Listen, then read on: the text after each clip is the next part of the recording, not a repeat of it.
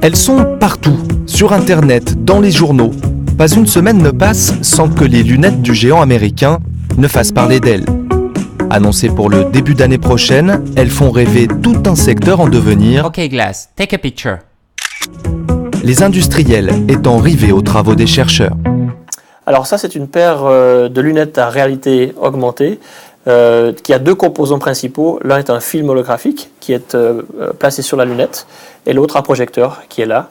Et le projecteur projette une image sur le film et qui le reflète dans la rétine.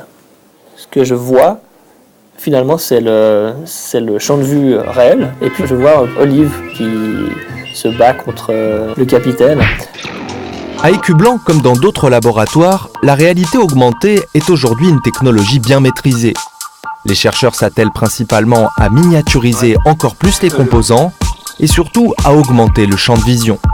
Avec les lunettes de Google, on pourra voir des pictogrammes, trouver son chemin, lire de petits messages, mais l'écran visible restera très petit.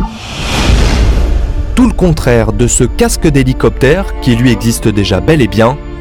À 200 000 francs pièce, il procure au pilote une vision stéréoscopique. Il peut disposer des informations de navigation, la distance, le cap, l'altitude, la hauteur, les informations de pilotage, puissance disponible, indication de panne. Il peut disposer aussi d'une image venant d'un capteur infrarouge qui lui permet de voir le non visible. Et puis, vous pouvez par exemple positionner une cible que vous pouvez traquer, pointer et détruire.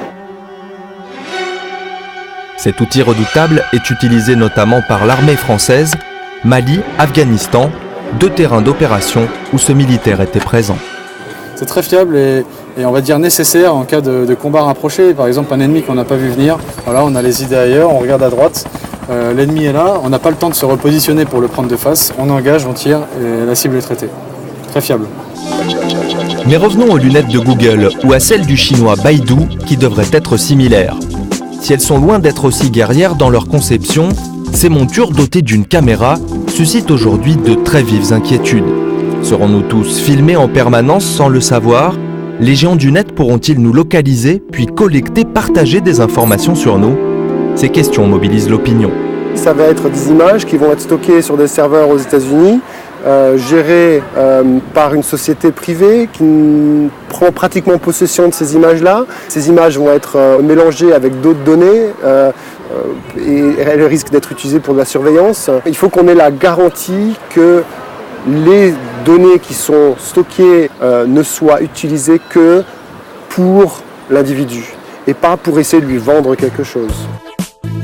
Alors qu'en Angleterre, un mouvement intitulé Stop the Cyborgs a vu le jour et qu'aux États-Unis, des restaurateurs, des casinos prévoient déjà d'interdire les lunettes connectées, le pouvoir politique devrait prochainement réagir. Objectif, contrôler l'usage de ces binocles de demain pour qu'ils ne modifient nos habitudes que de façon sympathique.